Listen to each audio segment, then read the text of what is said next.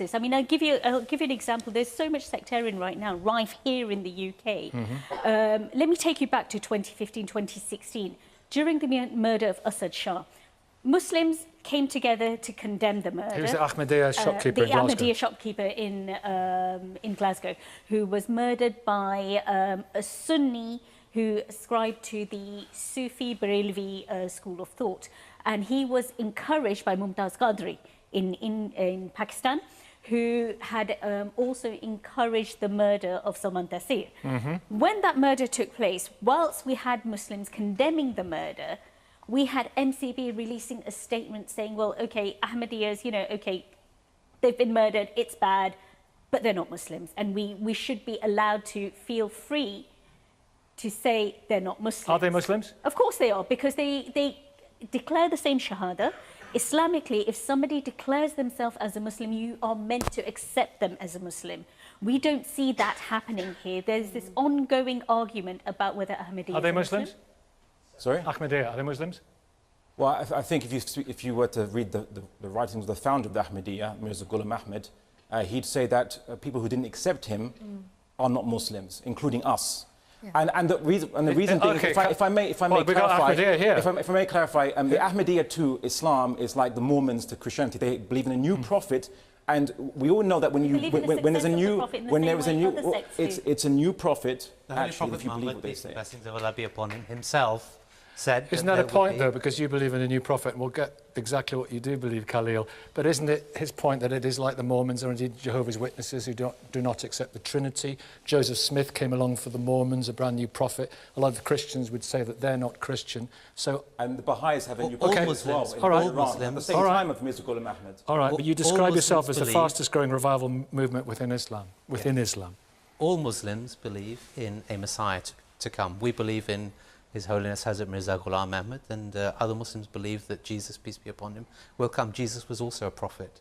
So I'd like to understand how they distinguish between Jesus and our promised Messiah in the context of prophethood. Now, Hannah mentioned the terrible case of the shopkeeper in Glasgow being murdered, and this actually focuses on some of the antipathy and hostility towards your community, towards your shade of faith, because the MPAC, which is the Muslim Public Affairs Committee, is quite high profile in this country. They tweeted when they first heard about the murder motivated by Islamophobia. Hardly any coverage.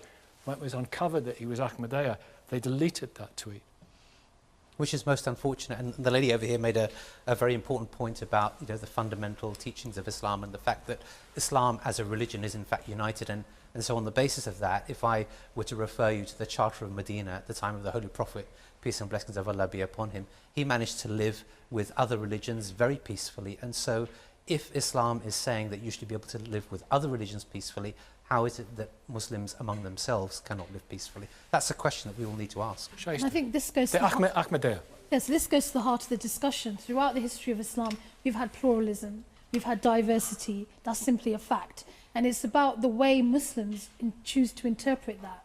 And it's about what the consequences then are for people who choose to practice their faith in the way they wish to. So with the Ahmadiyya, for example, my family are from Pakistan. We know that many minorities are being persecuted in Pakistan, but right at the forefront of those minorities is Ahmadiyyas. And Christians and atheists. Yeah, as I said, yes. So this is really about Muslims and the people who, you know, people who practice Islam and what their interpretation is of Islam. And what I would say is, more than any other time, the interpretation when it comes to bigotry is devastating and damaging, and it's causing a lot of mayhem, particularly for young people who want to have a faith, who do identify with Islam. But when they see the way Islam is being taught or the way it's being practiced, and I have to make this point really clearly, the patriarchal damage, and all faiths are patriarchal, it's not just Islam, is causing damage and devastation. And I think Muslims need to be really aware of the consequences of this, and those, especially those who profess to be leaders, particularly imams, and 99% of them are men, and we need to ask why.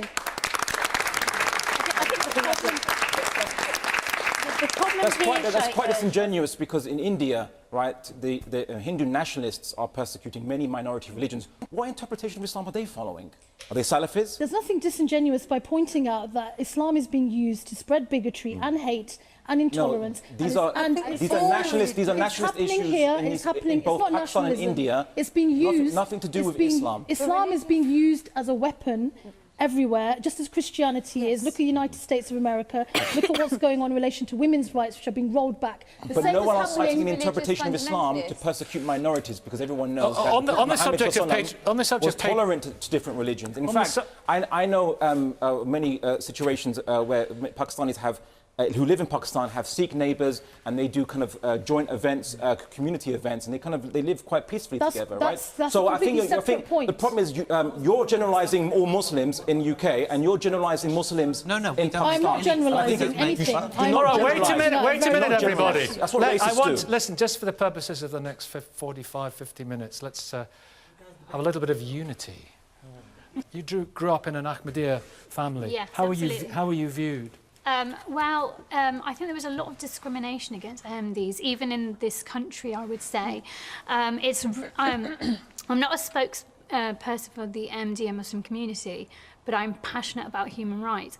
And I feel it's just dreadful. It's just dreadful what's happening in Pakistan, where you're getting people telling Ahmadi Muslims that they are not Muslim, and they have to walk around with no identity. And I think that's disgraceful. You have to have it endorsed on the passport. Yes, exactly. And I think that's absolutely disgraceful. And anyone else want to comment on that particular issue in the audience? Want to put your hand up here? Sadia, an ex-Muslim. So in Pakistan, going back to the Ahmadi issue, in Pakistan, it is written into their penal code that as an Ahmadi, if you call yourself a Muslim, you will be executed as a blasphemer. So you have to talk about Pakistan. It's not disingenuous. And when we're talking about the legal structures in Pakistan, we're talking about lawmakers, policymakers, those that enforce the law. We're not talking about every single Pakistani that isn't racist. But also, what does Islam say about apostates and kafirs and non-believers? They treat them like less than animals.